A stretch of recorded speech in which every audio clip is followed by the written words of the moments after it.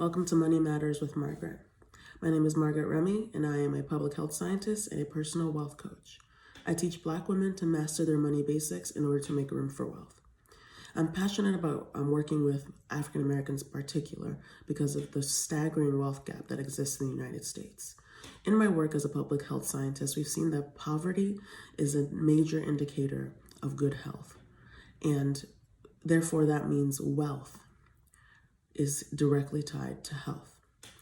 In 2017, statistics showed that white families have an average net worth of about $170,000 compared to Latinx families with an average net worth of $20,000, and Black families with an average net worth of $17,000. And those figures are declining as the years pass by.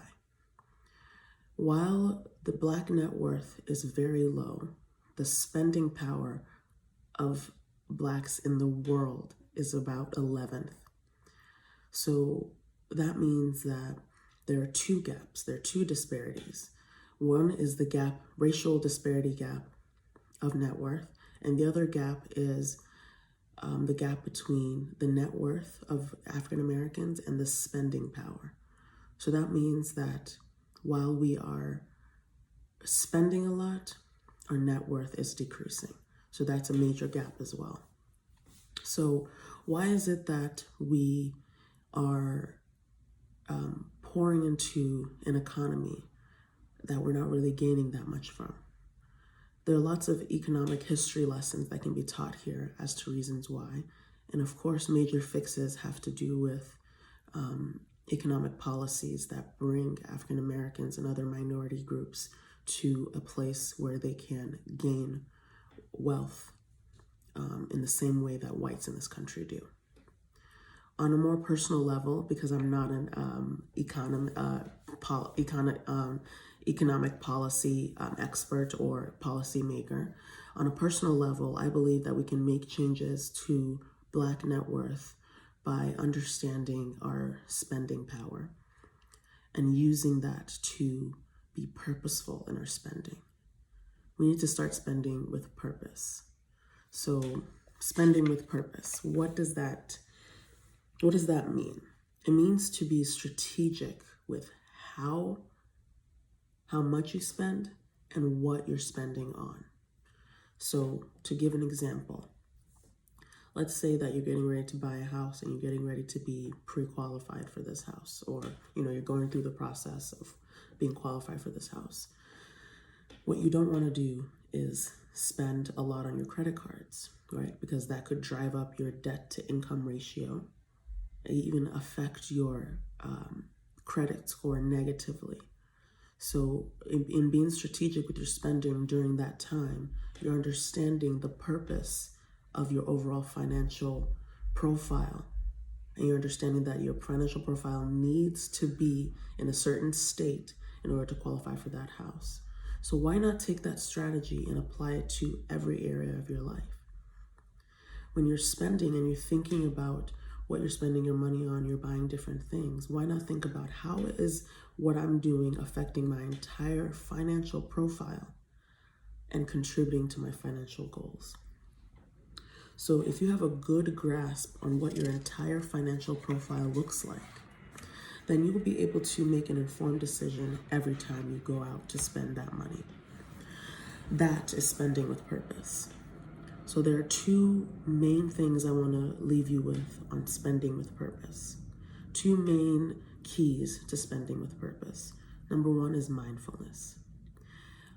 We all, of course, want to be mindful when we spend our money. So before you spend your money, ask yourself these three questions. Ask yourself, one, what's it for? / what am I spending my money on, right? What is this thing? What's the purpose or use of what I'm purchasing? That's number two.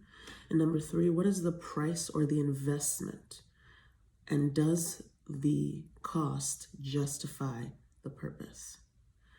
So in this consumer world that we live in, we tend to swipe our card quickly, right?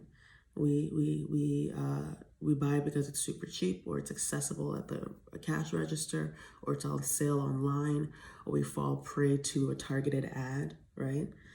But I want us to really start thinking about what the purpose of it is. How is it serving you? And I know it sounds like really small scale, but thinking on those small scales will start helping us think on those larger scales and being more strategic and starting to gear ourselves towards wealth, building wealth, right? And towards that positive net worth that I talked about earlier. So, what's the purpose of the item you're buying? How is it serving you? Is it bringing you temporary joy only to bring you future stress as credit card debt? Simmer in that. Let that sizzle in your spirit a little bit, okay? Well, buying that new PS5, right? The PlayStation 5 came out last week. It's $700. Will it serve you better than an online course that you could dig into and learn a new skill? And that new skill could maybe be another source of income? If you ask me what I think building wealth is, I think building wealth is diversification. Wealth is diversification. Having different types of income, multiple streams of income, are ways to contribute to your health and to your wealth in a positive way, which of course contributes to your health in a positive way, as I mentioned before.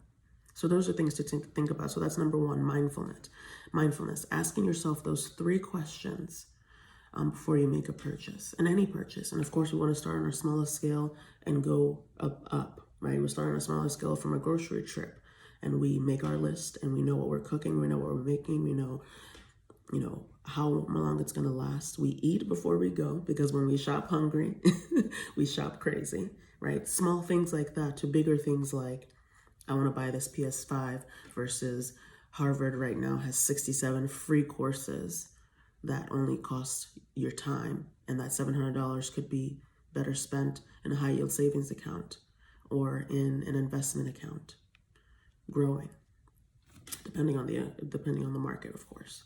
So that's number 1, is mindfulness. That's one good way to spend with purpose. Number 2 is determining your financial focus. Now, this means taking the time to really understand how your finances look from a macro level. So macro level being maybe calculating your net worth or your debt to income ratio, okay? Or determining your micro level finances, which could mean knowing the exact amount of debt that you have and the exact percentage interest that you're being charged, okay? That will be a micro level understanding of your finances. We need both pieces of knowledge to really understand the purpose of our decisions, and that'll be spending with purpose.